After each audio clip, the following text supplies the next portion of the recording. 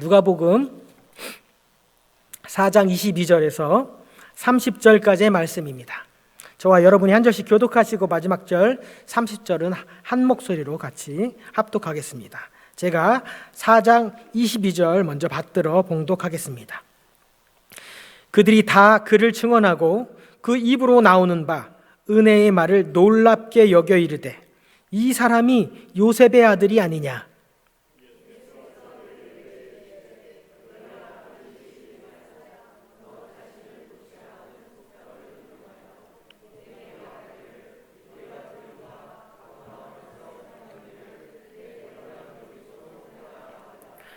또 이르시되 내가 진실로 너희에게 이르노니 선지자가 고향에서는 환영을 받는 자가 없느니라.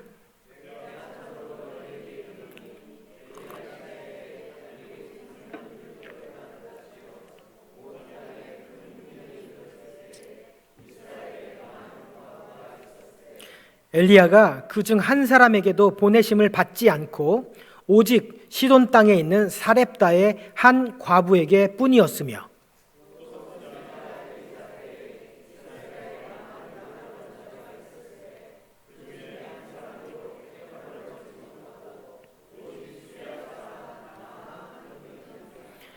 회당에 있는 자들이 이것을 듣고 다 크게 화가 나서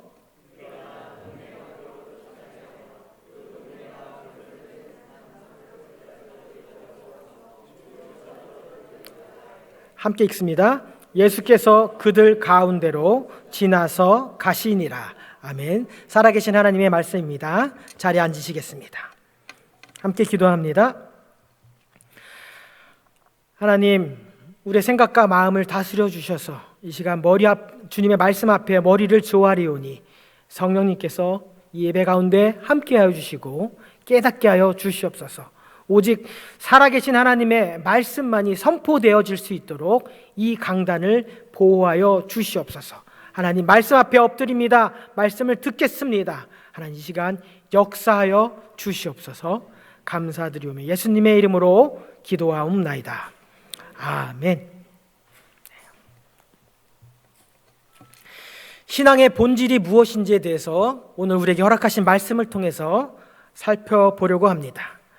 먼저 22절을 한번 살펴보면 그들이 다 그를 증언하고 그 입에서 나오는 바 은혜의 말을 놀랍게 여겨 이르되 이 사람이 요셉의 아들이 아니냐.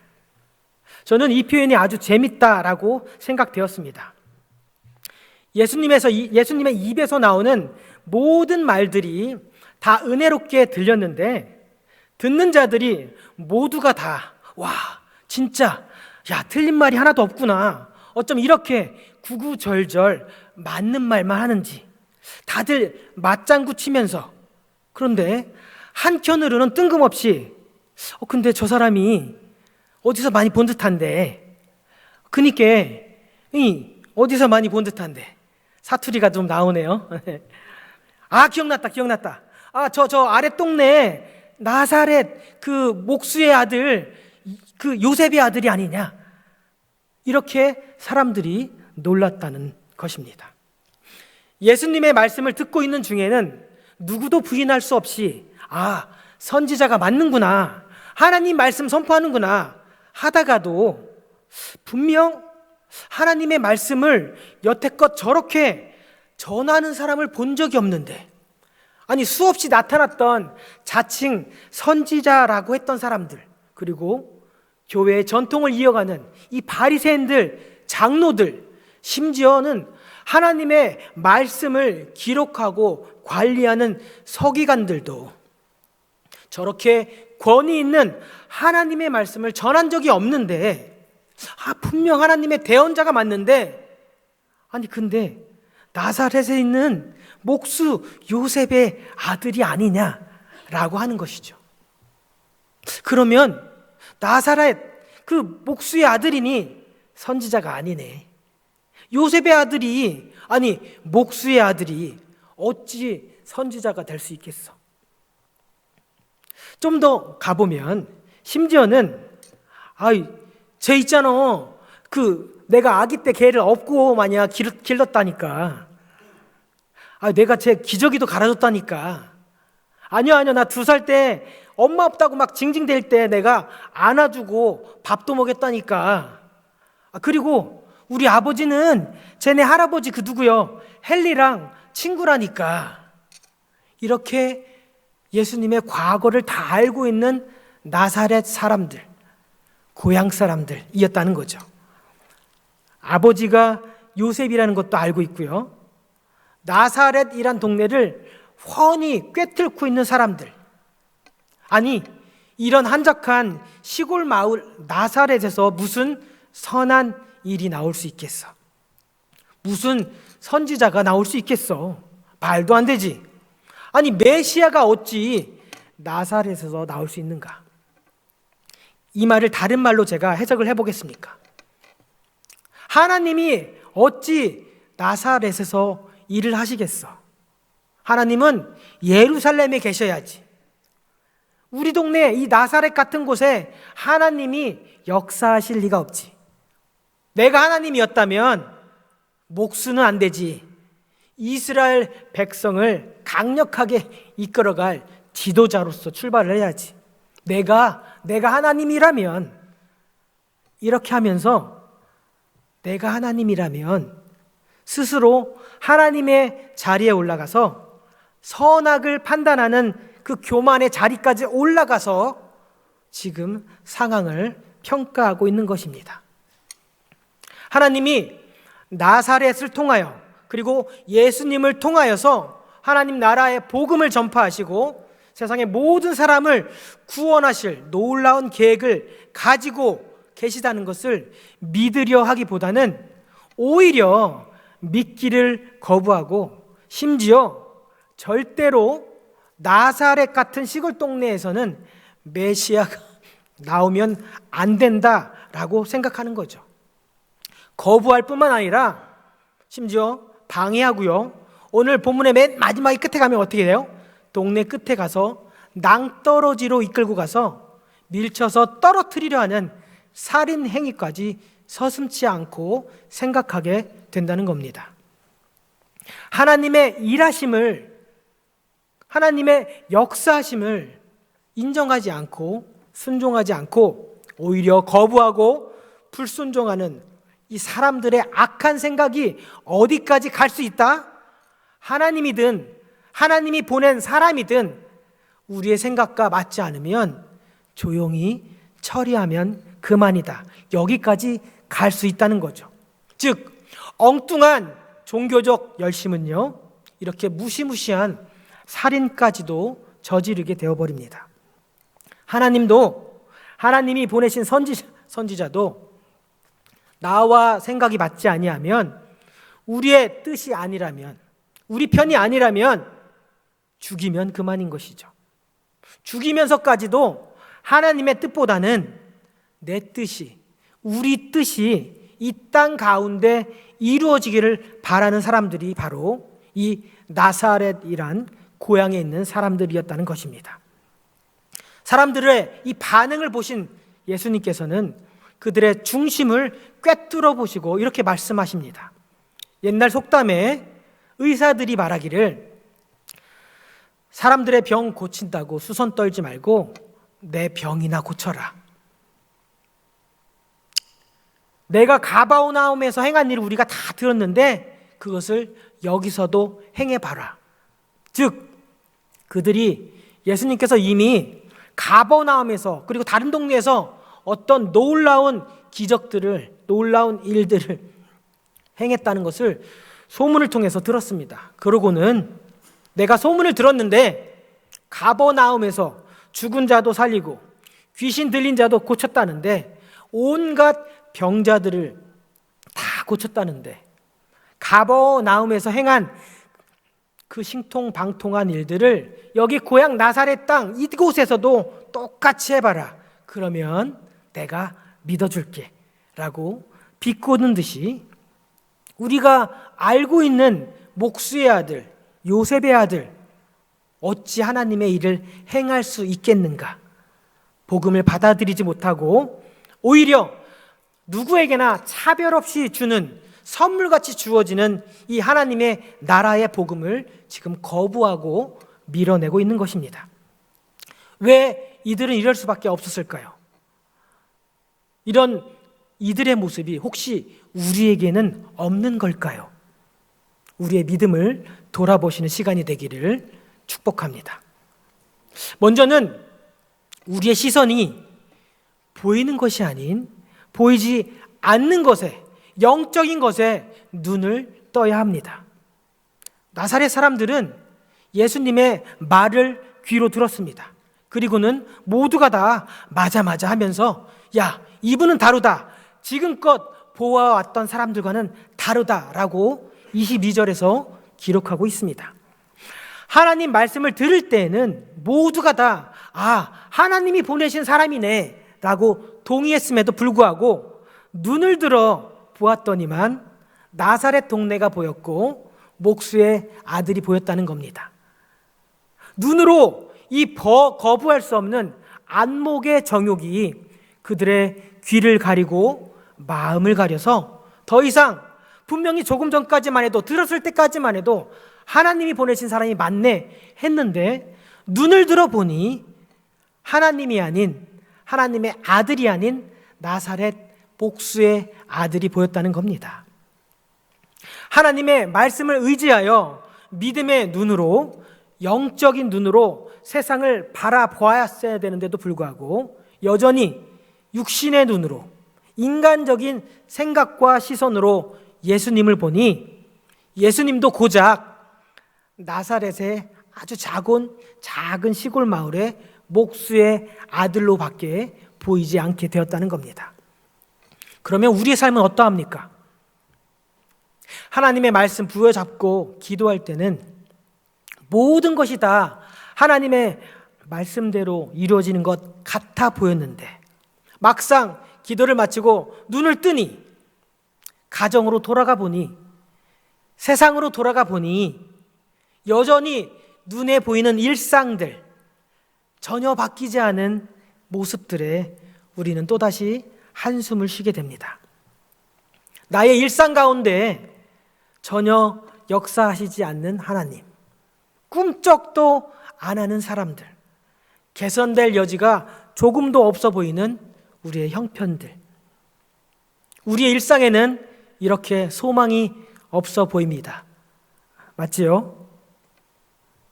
양말 좀 뒤집어 벗어놓지 말라고 수백 번, 수천 번 얘기해도 전혀 바뀌지 않는 남편들,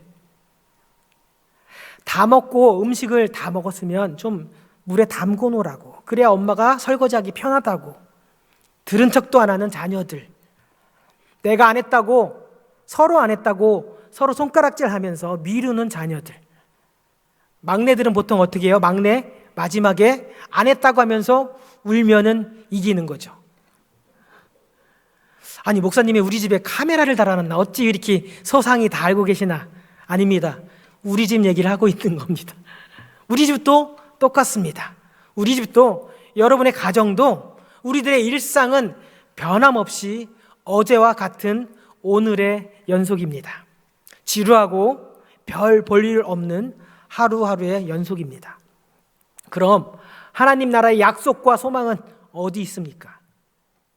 여기에 있습니다. 별 볼일 없는 어제와 똑같은 반복되는 지루한 나의 일상 속에 하나님, 제 삶은 초라합니다. 지루합니다. 변함없습니다. 그러나 이러한 초라한 곳에서도 별 볼 일 없는 내 삶 속에도 하나님의 뜻이 이루어지길 기도합니다. 라고 기도하는 자에게 반드시 하나님의 뜻이 이루어질 것을 믿습니다. 교회 앞에 심겨진 수많은 잎새들, 특별히 우리 취임 예배를 앞두고 여러분들이 정말 정성으로 흙을 모다듬고 다시 작업을 했습니다. 제가 이름이 몰라서 잎새들이라고 표현하겠습니다. 그런데 요새 날씨가 따뜻해지니까 꽃들이 피어나기 시작합니다. 노란 꽃도 있고 분홍 꽃도 있고 가지각색 화려한 색으로 내가 더 예쁘다라고 아우성칩니다. 이런 일상 속에도 분명 하나님의 질서는 때가 되면 이루어지는 것입니다. 누군가는 모종을 했고요. 누군가는 물을 주고 햇빛을 주니까 때가 되니 이렇게 아름다운 꽃들을 피우게 되는 것입니다. 우리 삶도 마찬가지입니다. 보이진 않지만 우리를 둘러싸고 있는 이 일상 가운데에서도 하나님의 법칙들은 하나님의 뜻대로 하나님의 때에 이루어지고 있습니다. 혹시 작년에 썼던 기도수첩을 꺼내어 읽어보신 적 있습니까? 아니, 몇 달 전 기도수첩을 꺼내보신 적이 있습니까? 이루어진 기도 제목들 혹시 기억하십니까? 분명 우리의 뜻, 우리의 생각이 아닌 하나님의 뜻을 따라서 기도한 기도 제목들은 이미 이루어졌고 그리고 앞으로 이루어질 것입니다. 아직도 이루어지지 않은 기도 제목들이 있다면 그것은 하나님의 때가 되면 반드시 이루어질 줄 믿으시고 기도하시길 바랍니다. 그렇기에 믿는 자들은, 신앙인들은 나의 일상을 위해서 기도하는 사람들입니다. 내 뜻이 아닌 하나님의 뜻이, 하나님의 나라가 나의 이 초라한 일상 가운데 이루어지기를 붙잡고 기도하는 사람입니다. 이것이 신앙의 본질입니다. 하나님의 뜻이 이루어지길 위해서 기도하는 것, 그것이 신앙의 본질입니다. 우리 웨슬리 성도님들은 오직 하나님의 뜻이, 하나님의 나라가 내 삶 가운데 이루어지고 하나님의 뜻대로 이루어지기를 기도하는 신앙인이 되시길 축복합니다. 또 다른 신앙의 본질은 과거를 잊고 새로운 일을 행하실 하나님을 기대하는 것입니다. 과거에 묶여있는 사람들, 저거 자꾸 저 사람 요셉의 아들 아니야, 나사렛 출신 아니야, 과거를 기억하는 사람들입니다. 다른 말로 해볼까요? 나의 경험과 나의 과거, 나의 기억을 의지하는 사람들입니다. 내가 말이야, 왕년에는 말이야, 내가 한참 기도할 때는 말이야, 소나무 뿌리 10그루는 뽑았단 말이지. 내가 잘 나갈 때는 말이야, 과거에 묶여있는 사람들의 특징입니다. 신앙의 본질은 과거가 아니고 지금 여기 here and now입니다. 내가 한국에 있을 때는 교회를 위해서 이것도 하고 저것도 하고, 그런데 지금보다는 예전보다 더 많이 섬기고 더 많이 봉사하고 있어요. 이렇게 고백할 수 있으면 좋은데, 지금은 몸도 늙었고요, 마음도 새하였고, 체력도 약해지고 믿음도 시들어서 옛날처럼은 못해요. 우리의 신앙의 모습은, 지금 우리의 신앙의 모습은 어떠합니까? 아직도 옛날에는, 왕년에는 이렇게 옛날 타령만 하고 그때만 그리워하고 계실 겁니까? 우리 하나님께서 말씀하십니다. 그런즉 누구든지 그리스도 안에 있으면 새로운 피조물이라. 이전 것은 지나갔으니 보라, 새 것이 되었도다. 예수 그리스도 안에 있는 신앙인은 날마다 새로워지는 피조물이라는 것입니다. 비록 거울에 비춰지는 내 모습은 어제와 같은 모습일지라도 우리의 속사람은 그리스도의 말씀으로 날마다 새로워지고 자라고 있다는 것을 믿으시길 소망합니다. 과거에 묶여있는 나사렛 사람들, 하나님의 말씀을 듣고 깨닫는 것 같으면서도 요셉의 아들인데, 나사렛 출신인데, 자기의 경험과 기억에서 벗어나지 못하는 사람들은 엘리사처럼 선지자들을 인정하지 않기에, 선지자의 말씀을 하나님의 말씀으로 받아들이지 못하기에 하나님의 치유하심과 하나님의 능력과 하나님의 일하심을 경험하지 못하고 이방 사람들에게 빼앗겨 버렸습니다. 우리는 제 옆에 있는 성도님들, 제 옆에 성도님들 볼 때 제일 먼저 무엇이 보입니까? 혹시 아직도 과거가 보이십니까? 그분의 과거가 제일 먼저 보이신다면 우리는 아직도 하나님께서 새롭게 행하실 일들을 믿지 못하고 있는 것입니다. 내가 말씀 안에 그리스도 안에 있듯이 내 옆에 있는 성도님들도 그리스도 안에 있다는 것을 믿는다면 하나님께서 그리스도 안에 거하는 모든 성도들을 날마다 새로운 피조물로 자라게 하신다는 것을 믿어야 합니다. 자꾸 옛날 생각, 과거의 모습들이 떠오른다면 기도하셔야 됩니다. 하나님, 내 안에 있는 이 과거의 기억들 다 잊어버리고 새로운 피조물로 거듭나게 하소서. 하나님, 나의 이 과거의 기억들이 나를 붙잡고 나의 발목을 잡고 있는 것이 아니라 매일매일 새롭게 변화되고 성장하는 신앙을 허락하소서라고 기도해야 되는 것입니다. 우리 교회에는 은혜 전도사님이 있습니다.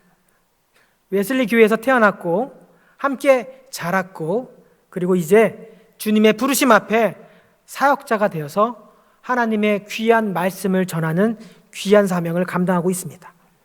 그런데 아직도 전도사님의 아기의 모습, 초등학교 때 모습, 중학교 때 모습이 떠올라서 요만했는데 언제 컸대. 물론 아름다운 기억이고 추억입니다. 그런데 이제는 과거를 잊고 어엿한 하나님의 말씀을 전하는 사역자로 인정하고 대우해 주셔야 됩니다. 그러기 위해선 우리가 호칭부터 바꿔야겠죠. 부모님도 집에서는 편하게 부를 수 있지만 교회에 오시면 은혜 전도사님 하시고 호칭을 불러주셔야 됩니다. 그래야 우리 웨슬리 교회에서는 사역자도 홈처치에서 당당하게 대우를 받는다. 비록 선지자는 나사렛에서 환영을 못 받았다 할지라도 우리 웨슬리 교회에서는 환영도 받고 대우도 제대로 받는다. 이렇게 사역자들에게 진심으로 마음을 다해 섬기고 대우해주는 웨슬리 교회가 되기를 축복합니다. 여러분들이 생각하는 신앙의 본질은 무엇입니까? 우리 신앙의 본질은 보이는 그 것이, 그 현상이 아니라 보이지 않는 영적인 것에 눈을 뜨는 것이라고 오늘 본문이 우리에게 가르쳐주고 있습니다. 영적인 눈을 뜨고 바라보면 그동안 보이지 않았던 하나님의 일하심이 보인다고 가르쳐주고 있습니다. 또 과거의 경험을 의지하지 말라고 가르쳐주고 있습니다. 신앙의 본질은 그리스도 안에 있는 새로운 피조물로 날로 성장하는 것이라고 가르쳐주고 있습니다. 우리 그리스도 안에 있는 웨슬리의 모든 성도님들은 이전 것은 다 잊어버리고 이제는 새로운 하나님의 피조물이 되었다는 것을 믿으시길 소원합니다. 하나님께서 여기 한 분을 새로운 피조물로 변화시키셨고 성장시키실 것을 믿으시면서 그렇게 한 사람 한 사람을 사람의 생각과 시선이 아닌 하나님의 마음으로, 하나님의 시선으로, 영적인 눈으로 바라볼 때 우리 웨슬리 교회를 통하여 일하시고 역사하실 하나님의 놀라운 일들을 경험하게 될 것입니다. 부족하지만 하나님께서는 나를 통해 그리고 여러분을 통해 함께 일하시길 원하십니다. 여러분 한 사람 한 사람을 통하여서 함께 일하시길 원하시고 계십니다. 그러니 이젠 더 이상 과거에 매여 있는 성도가 아니라 지금 여기서 하나님께서 역사하시고 일하시고 그리고 그것을 눈으로, 우리의 영적인 눈으로 바라볼 수 있는 웨슬리의 모든 성도님들이 되시길 예수님의 이름으로 축복합니다. 이제 다 같이 일어나셔서 마지막 찬양 시선을 고백하시겠습니다.